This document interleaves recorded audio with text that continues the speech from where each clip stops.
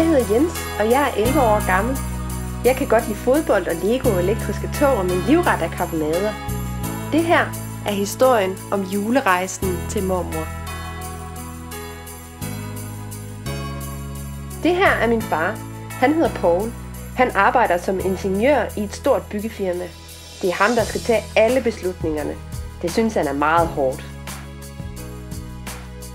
Derfor er det min mor, der tager alle beslutningerne derhjemme.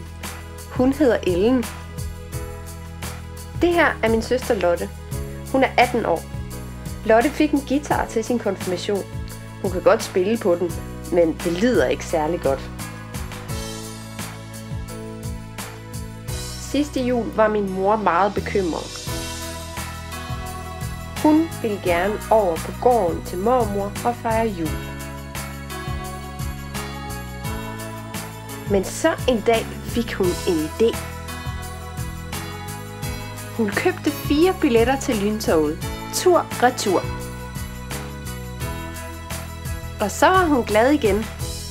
Men det var min far ikke. Han så meget træt ud. Og han blev ved med at snakke om, at der ville være mange.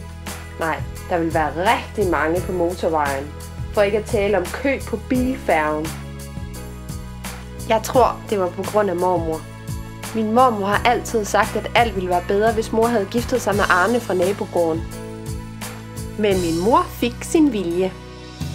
Hvis du kunne tænke dig at høre, hvad der skete på rejsen, så kom ind og se forestillingen Julerejsen til mormor.